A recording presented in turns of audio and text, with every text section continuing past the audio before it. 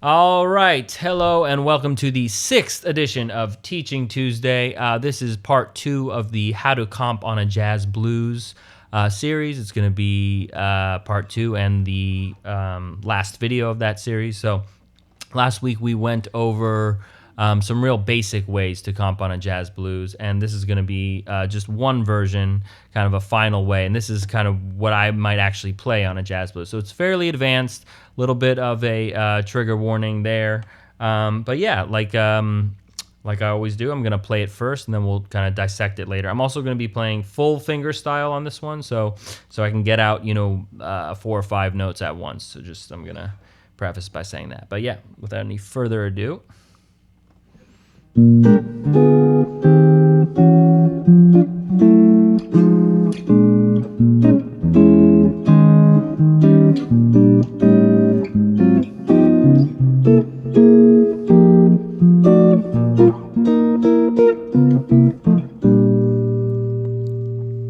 All right, so let's go ahead and dissect that. We start out with a fairly common voicing, a B flat 13. We're doing like a big one here, so we have the root on the bottom and on the top. You kind of need all your fingers, all 5 fingers, without a pick to play that one, so just a warning there. Then we're gonna do this diminished chords. It's not really a common voicing. It's kind of the voicing you might play on the 6th string, like a D diminished, but we're playing it on the 5th string. So most people might play that, but we're gonna play that, right? And then we are going to get a E flat 6, but we're not going to play the 5th, because those 5ths are a little bulky on the guitar, and we also want a little more flexibility to move around. So we're gonna play this E flat 6, just the 3 notes, E flat, C, and G. And then this is a little bit of a weird chord. This is, I'm kind of thinking of it as an E diminished, but it doesn't have quite all the notes in there. It's just I picked and chose a few notes, and I'll kind of explain it later. But we have an E, a D flat, and a G flat. Okay, and then we're gonna go to this B flat over F. And again, I've kind of picked and chose a few notes, which I'll go and explain later. But it's just this F, D, and another F. Okay, so what do we have going on here? This is kind of a very like bluesy, kind of like a dressed up common blues line. So the line you might have on the top is, right? So that's like a very common blues line, reminiscent of earlier Delta blues, Robert Johnson-esque. And then on the bottom you have, okay, and now we combine both of those and we'd go,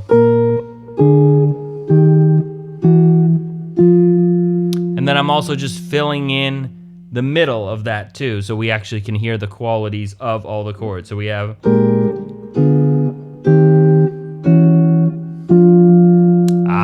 there we go, okay.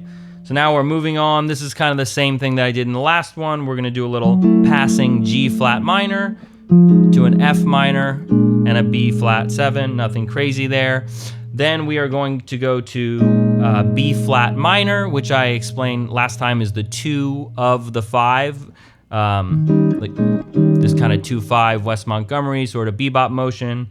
And yeah, so we're gonna go to B flat minor, and then we're actually gonna go E7, and it's this E7, so, and then we're going to E flat sus, and then E flat 7. So it's kind of just basically a variation, like different ornamentations of that E flat 7. So,